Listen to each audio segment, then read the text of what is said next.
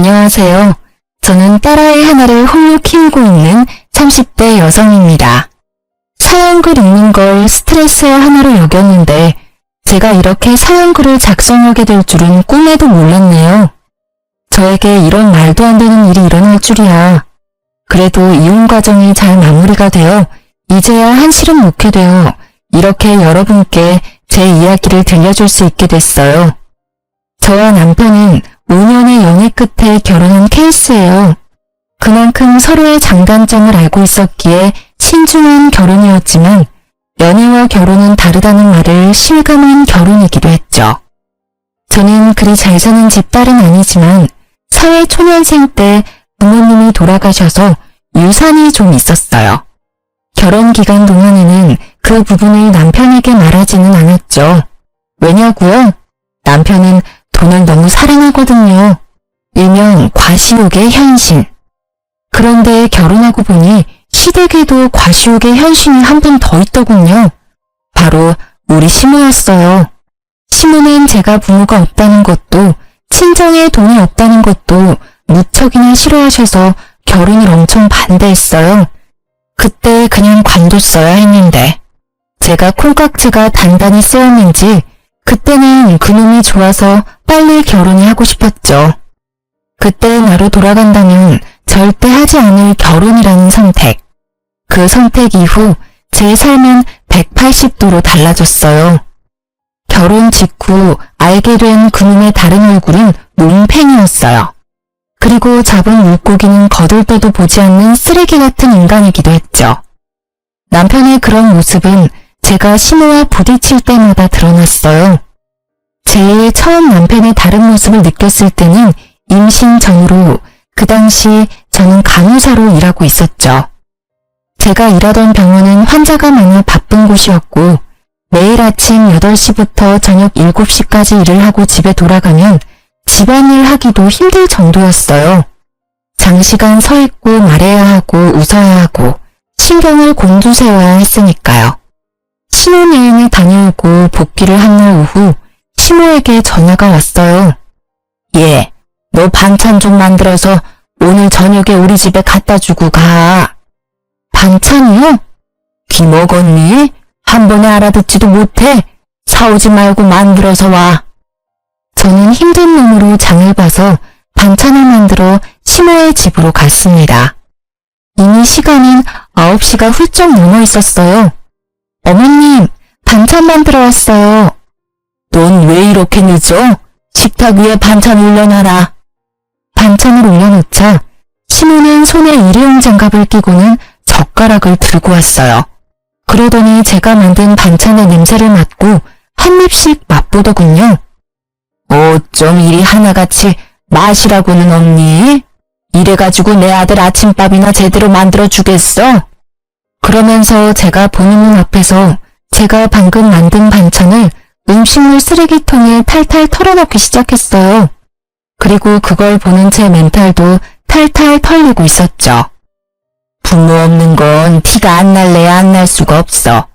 배운 게 없으니 음식 맛이 이 모양이지.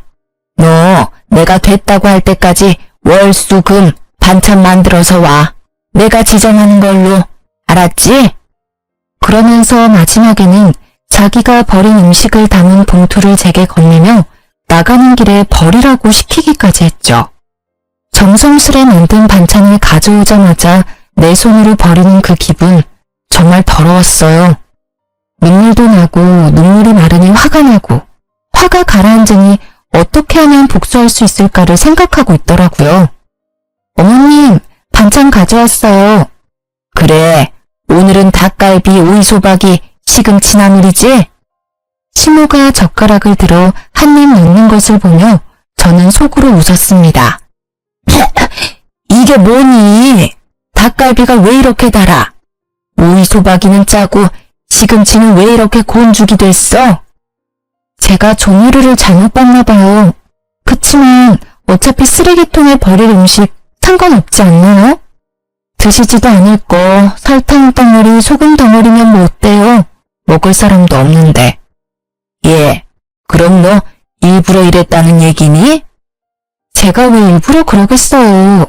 어머님이 제 음식을 일부러 버리는 게 아닌 것처럼 저도 일부러 그런 건 아니에요.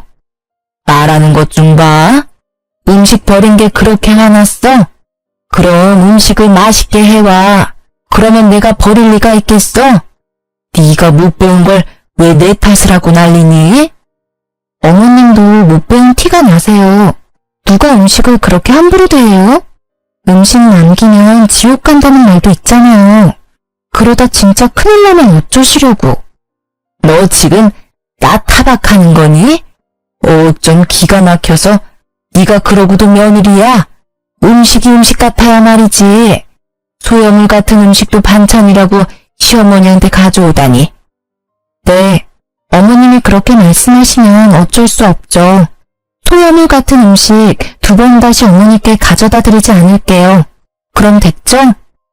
결국 저는 6개월 만에 반찬 지옥에서 벗어났습니다. 그러나 그 뒤에는 더 큰 지옥이 기다리고 있었어요. 육아 휴직 중에 심호의 호출로 시작된 그 일이요. 너 오늘 쇼핑하는 때 따라와라. 그날은 우리의 음력 생일이었어요. 그래서 저는 심호가 손녀 생일 선물이라도 사주려나 보다 싶어서 따라 나섰죠. 애를 맡길 곳이 없어 어린이집에 맡겨두고 백화점으로 갔어요. 너 뭘 그렇게 멀뚱멀뚱 쳐다봐? 빨리 들어. 아니, 자기는 손이 없고 발이 없는지 저에게 짐을 들도록 시키더라고요. 거기까지는 그나마 좋게 봐줄 수 있었어요. 백화점에서 몇 보따리를 사서 나온 심우가 이번에는 자신이 가던 정형외과로 향했어요. 심우는 족저근막염이라는 걸 앓고 있는데 잘 낫지 않아서 정기적으로 정형외과를 방문하고 있었어요. 그런데 그날따라 한 간호사와 트러블이 잦더라고요.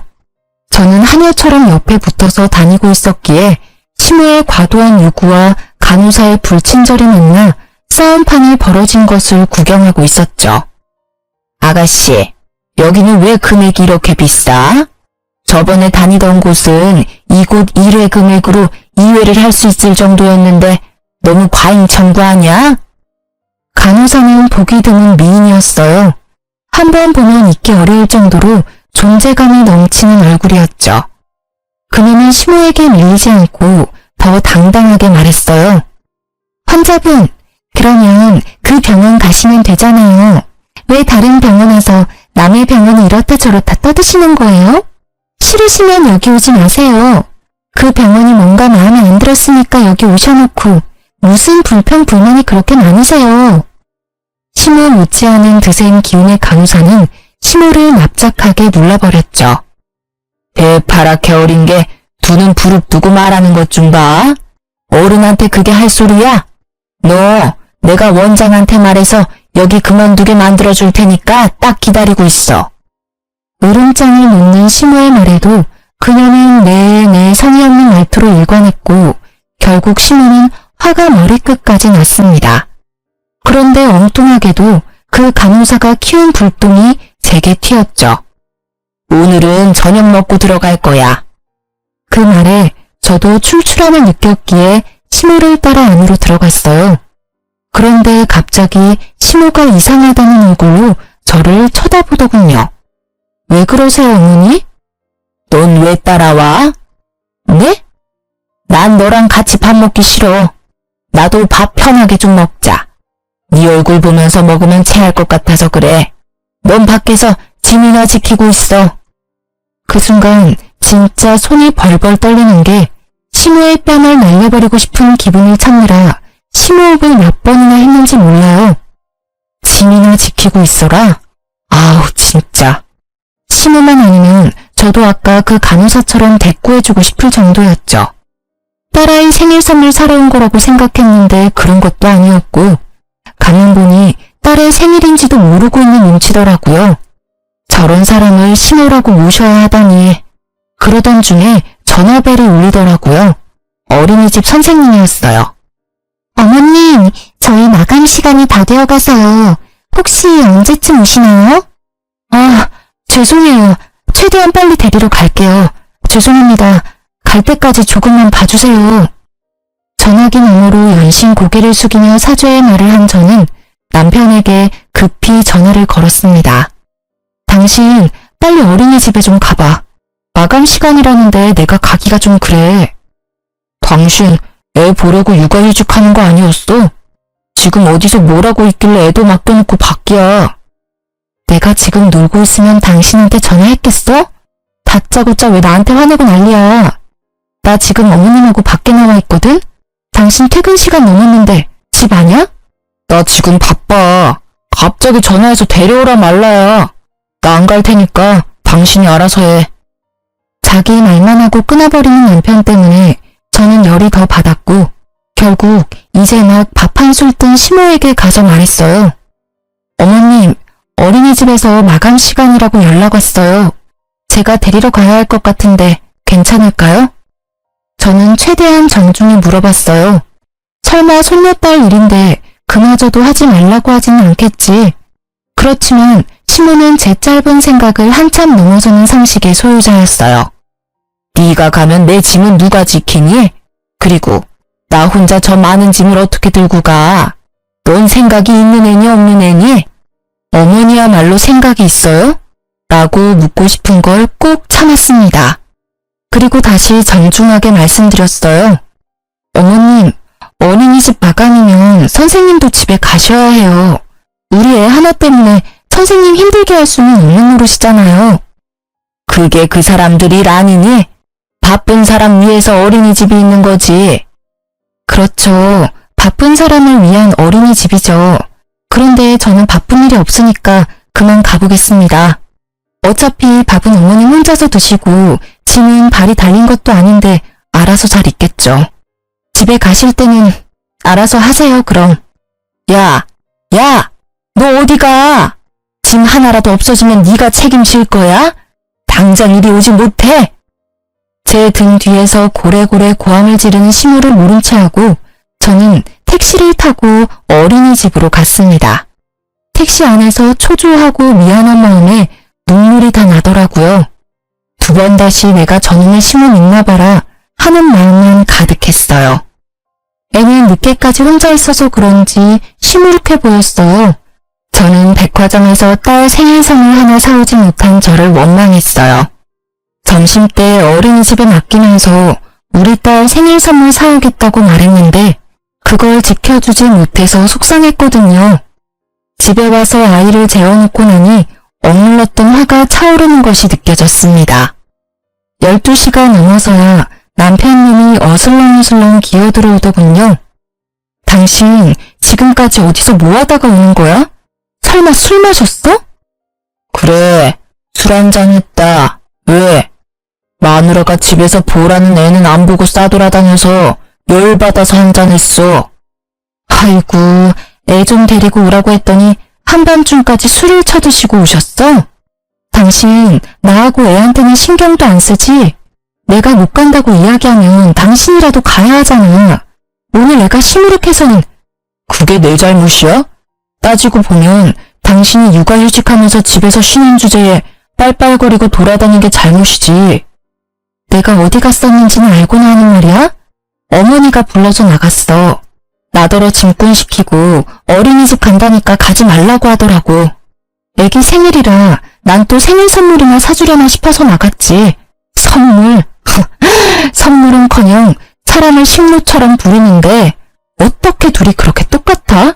똑같이 무신경하고 제멋대로야. 야, 너 우리 엄마 욕하는 거야? 가만히 보면 너는 우리 엄마에 대한 존중이 없어. 엄마가 일부러 그랬겠어? 곤란하니까 그랬겠지. 네 생각만 하지 말고 다른 사람 생각도 좀 해. 아니, 저녁 시간에 어머니는 식사하러 들어가시고는 나한테는 밖에서 짐 지키라는데 당신은 이해가 돼? 나는 어머님이 일부러 그랬다는 생각밖에 안 들어. 며느리 시집살이 시키는 거로밖에 안 보인다고. 밥도 못 먹고 밥 먹는 거 지켜보면서 멀뚱히 서 있는 게 얼마나 비참한지 당신은 이해할 수 있어? 그래서 꼴랑 밥 한 끼 못 먹게 했다고 이 난리야? 그게 그렇게 억울해? 자, 돈 줄 테니까 가서 먹고 와. 아주 배 터지게 먹고 와. 그럼 되겠네. 갑자기 지갑을 열어젖힌 남편이 제 얼굴로 10,000원짜리 한 장을 집어 던졌어요.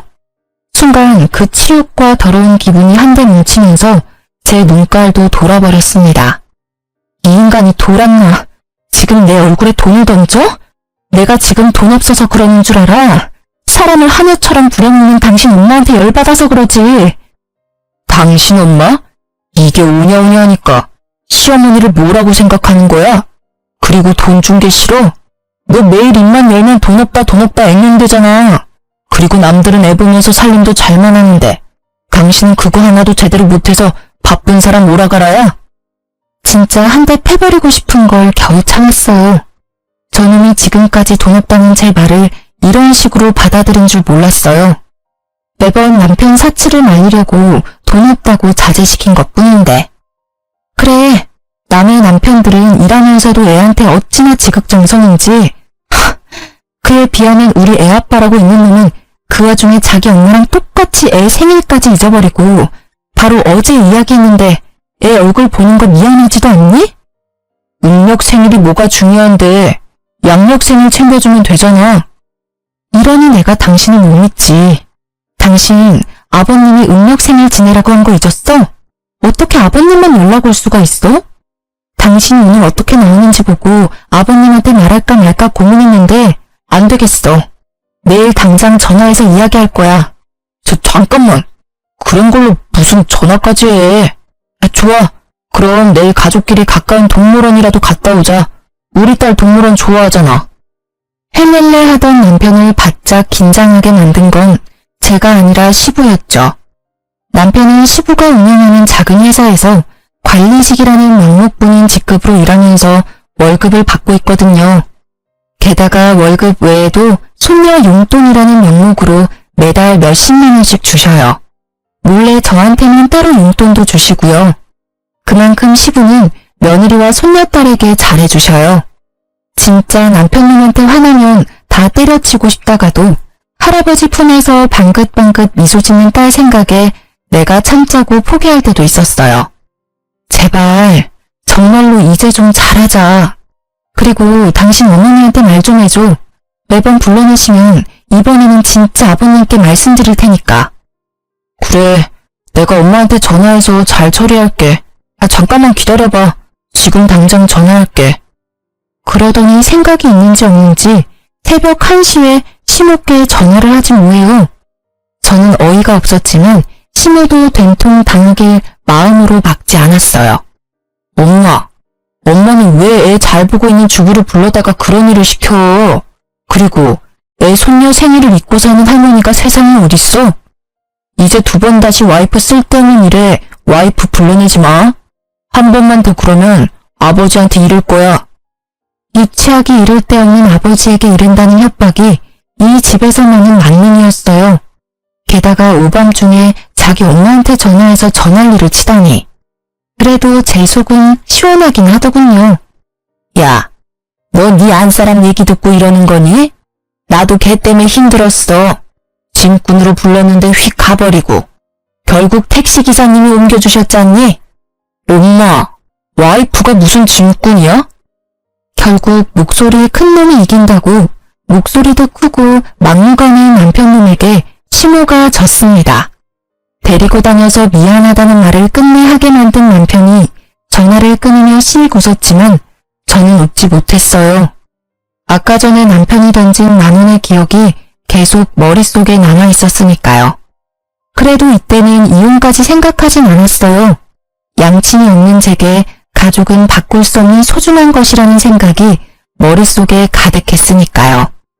그런 제게 이혼의 계기를 심어준 건 다른 사건 때문이었어요. 딱 하루 양친의 성묘를 가기 위해 남편의 차를 빌렸을 때였어요. 그날도 남편은 바쁘고 애를 봐줄 사람은 없어서 제가 아이를 데리고 가야 했거든요. 카시트가 있는 남편 차에 올라탔다가 아이가 떨어뜨린 장난감을 주워주려고 고개를 숙였는데 제 눈에 뭔가 반짝이는 게 보이더라고요. 들어 올려보니 팔찌였어요. 저는 액세서리를 별로 좋아하는 편이 아니라 제 것은 분명히 아니었는데 그 여성이 착용할 것 같은 디자인은 납골당 다녀오는 내내 찝찝하게 머릿속을 맴돌았어요. 설마 이놈이 바람까지 폈겠어? 아니야. 직장 동료가 회식 때 탔다가 흘린 걸지도 모르지.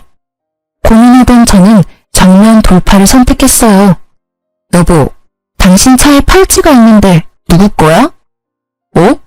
어떻게 생긴 건데? 내 차에 있는 거면 엄마 거 아닐까? 생각보다 태연하게 답하는 남편의 모습에 의심이 살짝 누그러졌지만 혹시 몰라 신호의 집으로 향했어요. 남편 말이 맞다면 어머니한테 돌려주는 게 맞으니까요. 어머님, 혹시 이런 팔찌는 얼마 정도 할까요? 내가 그걸 어떻게 알아? 근데 너 팔찌 샀니? 애 보는 엄마가 무슨 팔찌야? 게다가 딱 봐도 싸구려처럼 보이는데. 하긴 너한테는 딱이긴 하네. 말 한마디 한마디에 빈정거림을 싣는 재주를 가진 시모를 제쳐두고 저는 제게 거짓말을 한 남편에 대한 찜찜함을 견딜 수 없었어요. 팔찌에 대해 알아보니 요즘 젊은 사람들이 선호하는 브랜드라고 하더라고요. 그날 저녁 저는 남편에게 팔찌에 대해 물었어요. 이 팔찌 어머님 거 아니라는데? 당신 혹시 어린 여자 맞나? 딱 봐도 젊은 애들이나 할 법한 팔찌잖아. 무슨 소리야. 엄마가 아니면 직원들 중에 누가 떨어뜨렸겠지. 난 진짜로 결백해. 못 믿겠으면 전화 내역, 문자 내역 다 봐봐. 나 목욕하고 올 때까지 열심히 찾아봐. 어차피 아무것도 안 나오겠지만. 그 말을 끝내고 남편은 진짜로 제게 폰을 맡기고는 욕실로 갔어요. 진짜 아닌가? 하며 폰을 뒤지는데 정말 아무것도 없더라고요. 남편에게 미안한 짓을 했다며 뒤로 빠져나오려다 저도 모르게 스팸 차단된 메시지를 들어갔는데 우와, 상간녀와의 불륜 메시지가 끝도 없이 이어지더라고요. 보니까 스팸 차단된 번호는 이 차단된 메시지 내역으로 들어가야만 볼 수 있는 거였더라고요. 내가 못 찾았다면 끝까지 발뺌했을 남편에게 열이 받았지만 일단 먼저 사진부터 쭉 찍었어요. 읽는 것보다는 증거부터 남겨야 하니 후다다닥 찍었죠. 그때 내 눈에 들어온 메시지. 오빠, 택리가 늦어져. 딱 보니 갈 때까지 간 것 같은 이 문자. 빡친 저는 사진 다 찍고 남편 폰을 원래대로 돌려놨어요. 그리고는 제 폰의 녹음 기능을 켜고 놈이 나오기를 기다렸죠. 당신 폰 진짜로 내가 뒤져봐도 돼? 정말 맹세코 바람 안 폈다고 말할 수 있어? 당연하지. 나는 떳떳해. 다 뒤져봐도 돼. 내가 허락할 테니까 마음대로 봐. 남편 놈의 허락도 맡았겠다. 저는 알겠다고 하고 뒤지는 신용만 했습니다. 그리고는 아무 말 없이 안방으로 가 누웠죠. 옆에서 거봐, 없지? 하며 의기양양하게 웃는 모습에 한 대 팰까 했지만 참았어요. 마지막 결정적인 한 방을 위해 정말로 영혼까지 끌어모아 참았습니다. 그놈이 출근하고 저는 바빠졌습니다. 찍어놓은 수십 장의 사진을 분석해야 해서요. 그러다 보니 주소를 찍은 문자가 있더군요. 그런데 그 문자 주소가 눈에 익었어요. 어머님이 다니는 정형외과 주소였거든요. 저는 잠시 고민하다가 정형외과로 갔습니다.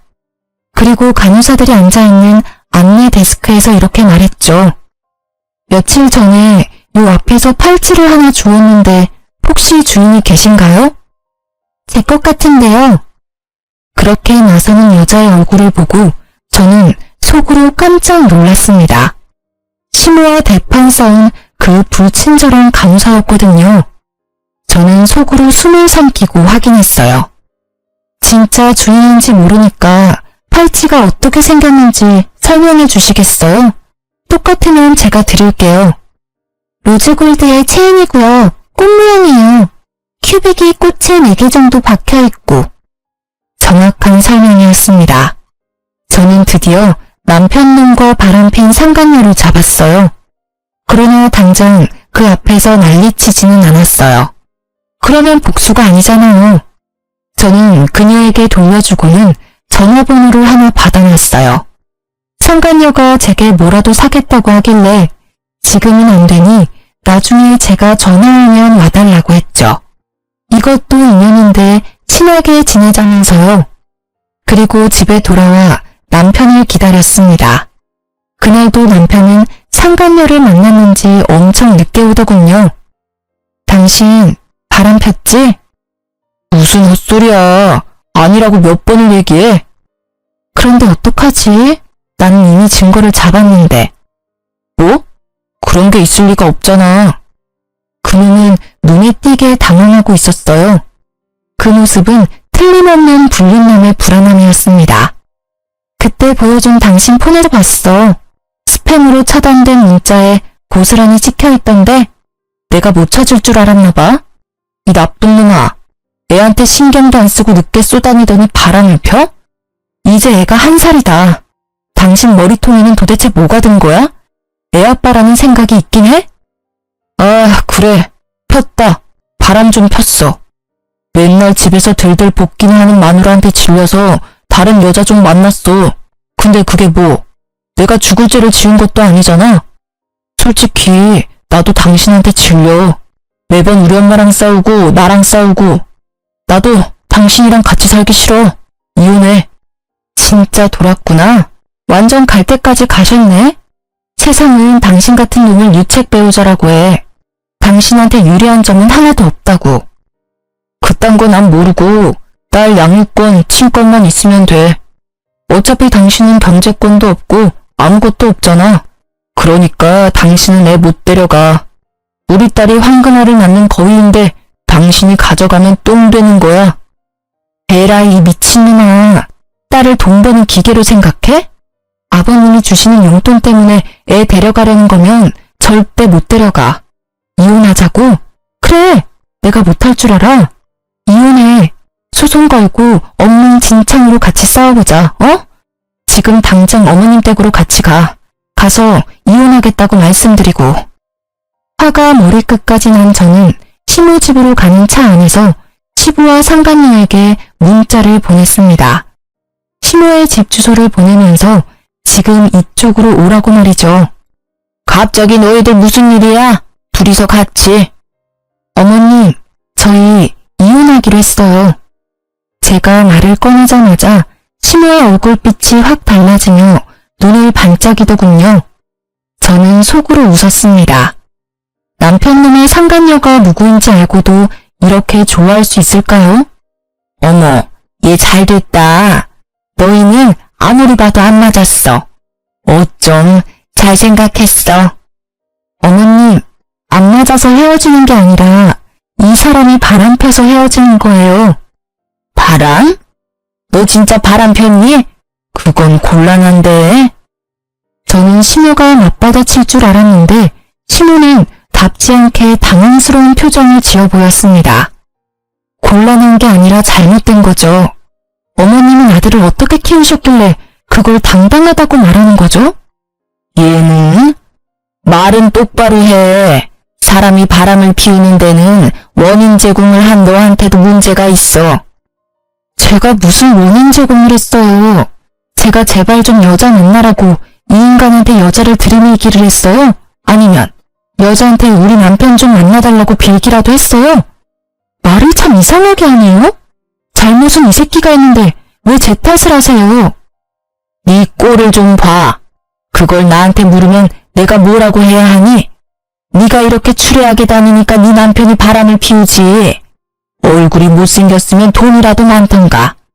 세상에 하고 많은 여자 중에 꼭 골라도 이런 애를 골라서는 그래도 이제 헤어진다니 다행이구나. 그게 무슨 소리야? 방문이 열리고 시부가 들어왔습니다. 시부의 얼굴이 열을 받아 벌겋게 달아올라 있었고 시모의 얼굴은 새파랗게 질렸습니다. 야, 너 바람 폈어? 진짜 바람 펴서 며느리랑 헤어지는 거야? 그게 바람을 핀 게 아니라 성격이 안 맞아서 헤어지는 거예요. 매번 엄마랑 싸우고 저랑도 안 맞고. 대신 애는 제가 데려올 거예요, 아버지. 아버님, 그에게 상간녀가 있더라고요. 이게 바람 핀 게 아니면 뭐겠어요? 그 여자랑 결혼하겠다고 저랑 헤어지겠대요. 멍청한 놈, 전화에 몹쓸 놈. 핏줄 어디 안 간다더니 지 엄이랑 똑같은 짓을 해? 네 엄이랑 내가 왜 별거 중인지 몰라서 그런 짓을 해? 여보, 지금 며느리는 저희랑 급이 안 맞아요. 친정에 부모도 없고 돈도 없고 그렇다고 예쁘기나 해요? 그 입 좀 다물어. 당신 그 바람기로 내가 받은 고통, 이번에는 당신 자식이 제 아내한테 그대로 저지르고 있어. 당신은 느끼는 게 없어? 그러고도 당신이 엄이야? 아버지, 이 사람이 매번 어머니랑 싸워서. 내가 바보냐? 며느리한테 다 들어서 이미 알고 있다. 하나부터 열까지 네 어미와 네가 잘못한 짓을. 네 어미가 그런 짓을 저지르면 너라도 네 처를 감싸고 위로해야지. 아이고, 자식 새끼라고 하나 있는 게 모질이가 따로 없어. 이유가 어찌 됐든 둘 다 이혼하기로 한 거 그냥 허락해주고 재혼시켜줘요. 새로 들일 애는 집도 꽤 살고 애도 참하대요. 이놈의 옆했네. 끝까지 반성은커녕 불난 집에 부채질만 해? 좋아. 그렇다면 나도 이제껏 질질 끌어온 일을 해결해야겠지. 오늘부터 당신에게 주던 돈은 다 끊을 거야. 아니 여보, 그럼 저더러 어떻게 살라는 말이에요? 그리고 너, 내일부터는 다른 직장 구해봐. 내 회사에 네 자리는 이제 더 이상 없을 거다. 아버지, 일을 그만두게 하신다뇨. 한 번만 봐주세요. 뭐? 봐줘? 나는 이미 결정했다 이놈아. 이 집안의 바람으로 이런 일 일어나는 건 마지막이어야 할 거야. 아니면 내가 진짜로 이번에는 당신이랑 이혼하고 아들놈 호적에서 파버릴 테니까. 아버지, 아버지는 도대체 누구 편이에요? 내가 저 여자랑 안 살겠다는데 왜 아버지가 이 난리시냐고요. 이놈이 그래도 제정신을 못 차리지. 내가 왜 난리냐고? 내가 내 손녀딸 할아버지라서 그렇지. 니놈한테 무슨 아빠 자격이 있어? 귀한 딸 팽개쳐놓고 여자 만나러 다니는 꼴이 어떻게 둘이 똑같아?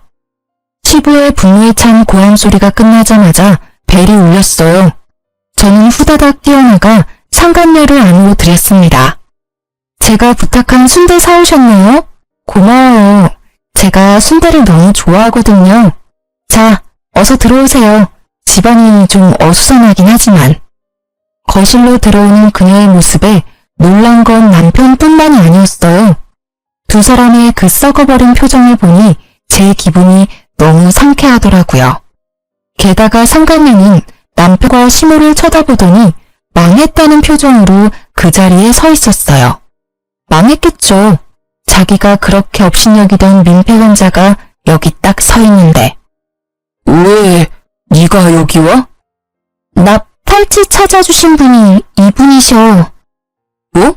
팔찌? 그래, 그 팔찌. 망할 당신이 나한테 거짓말했던 그거 어머님 거 아니었더라?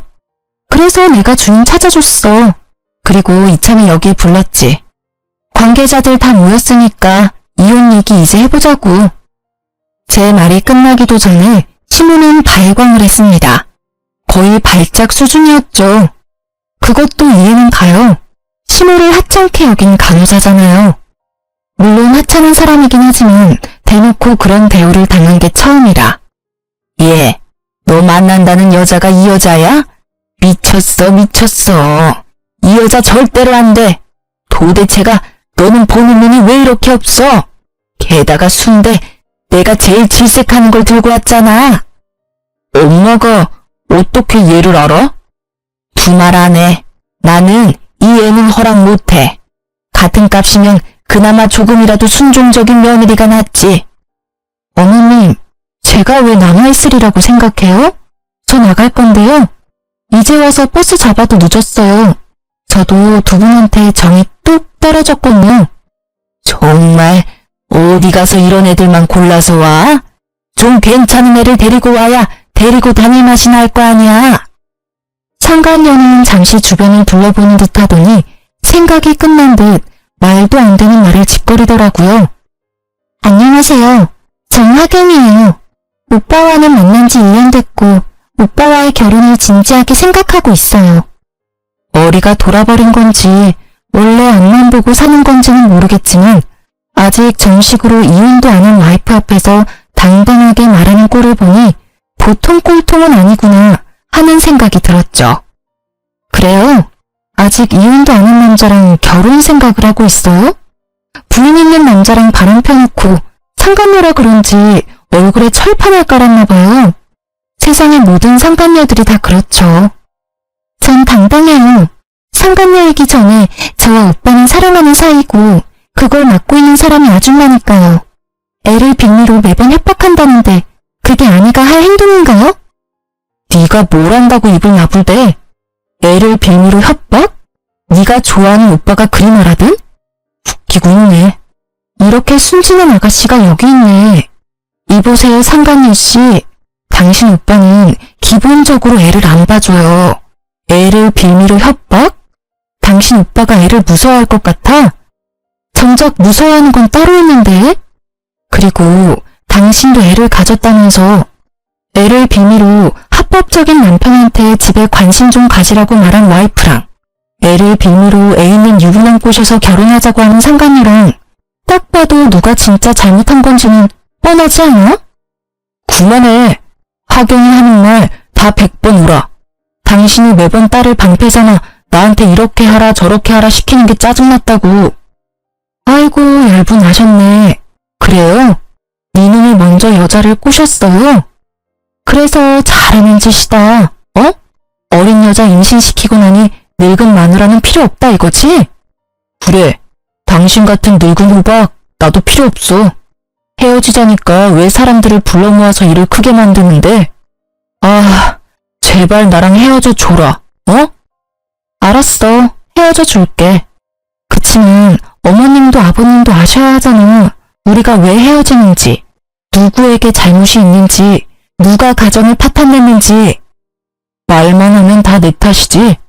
그러는 너는 도대체 뭘 잘했다고 그렇게 큰 소리야? 나 잘한 거 없어.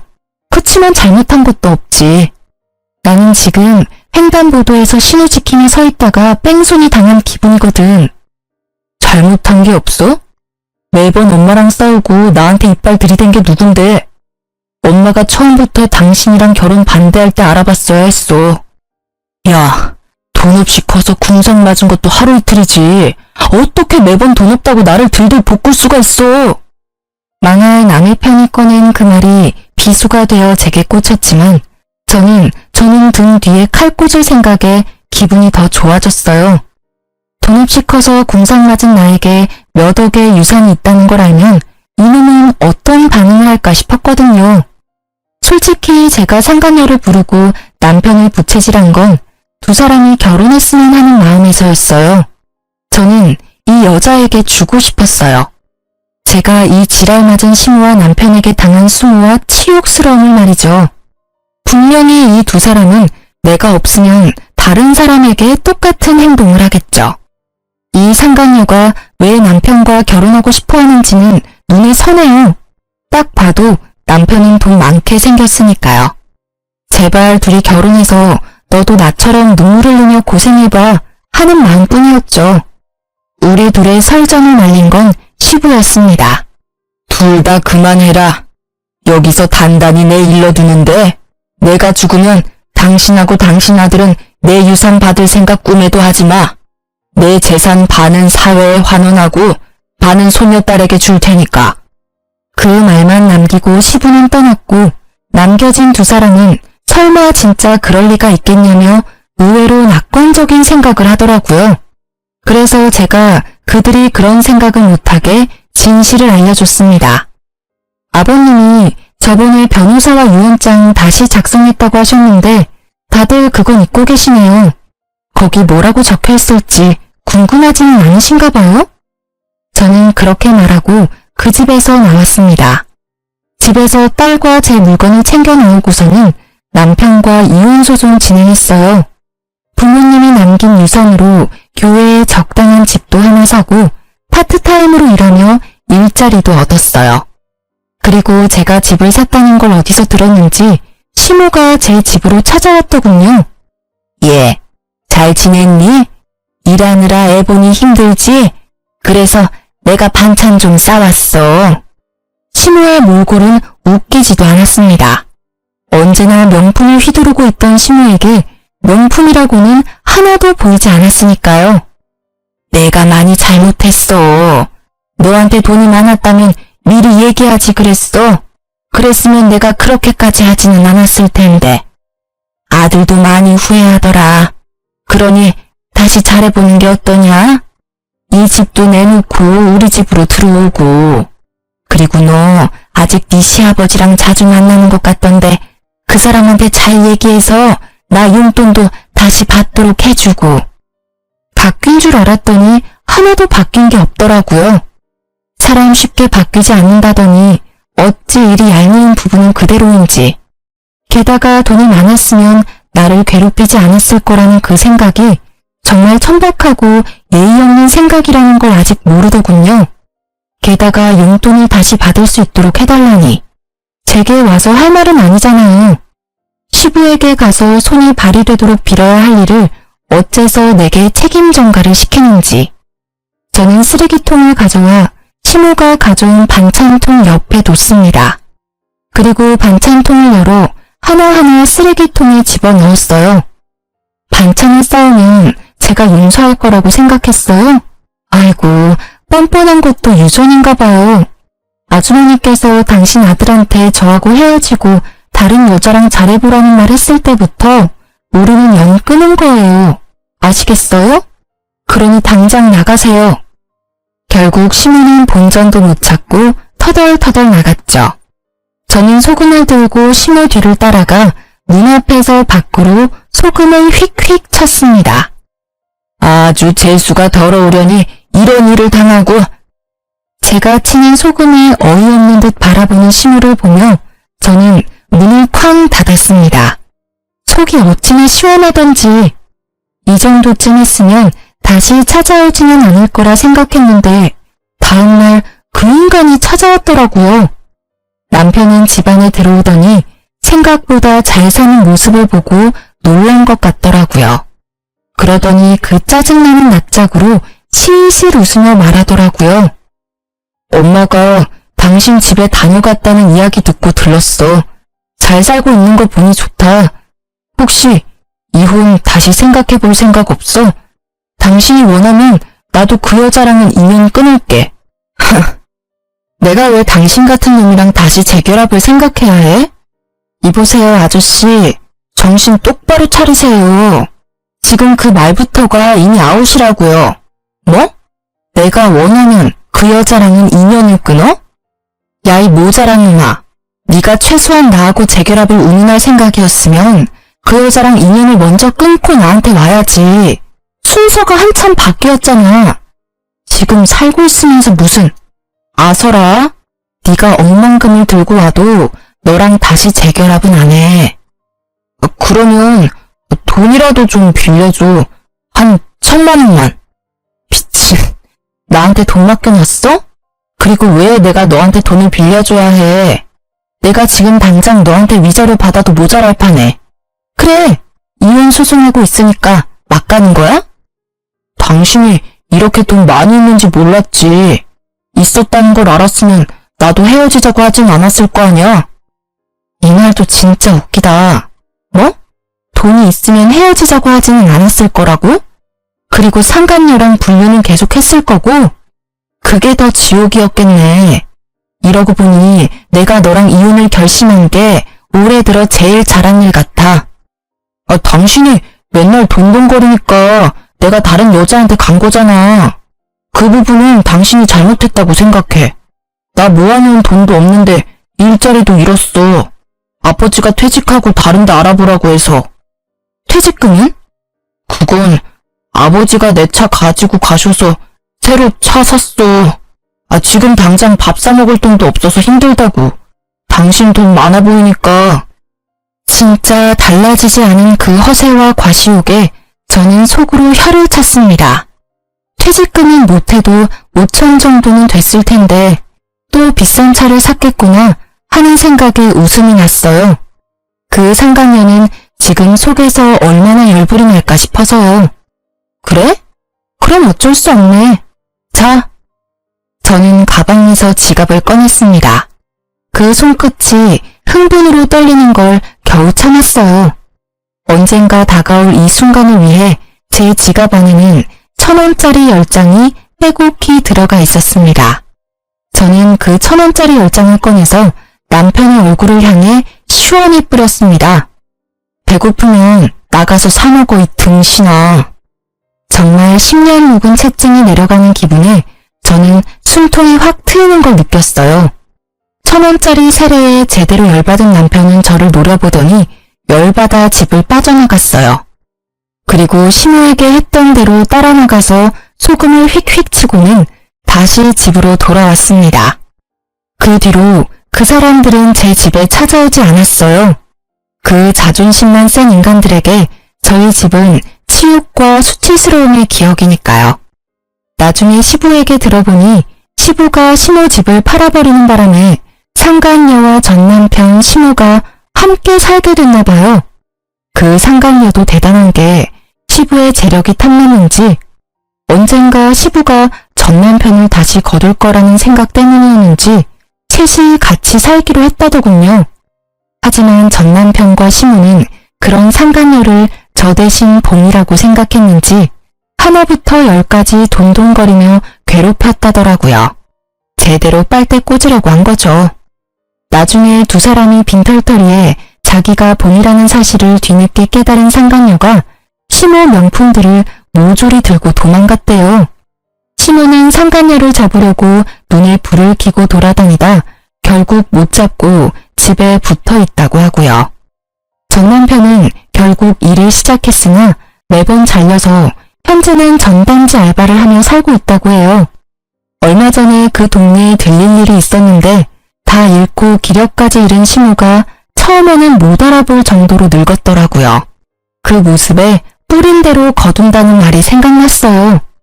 요즘 여전히 시부와 제 딸은 자주 만나요. 재혼 생각은 글쎄요.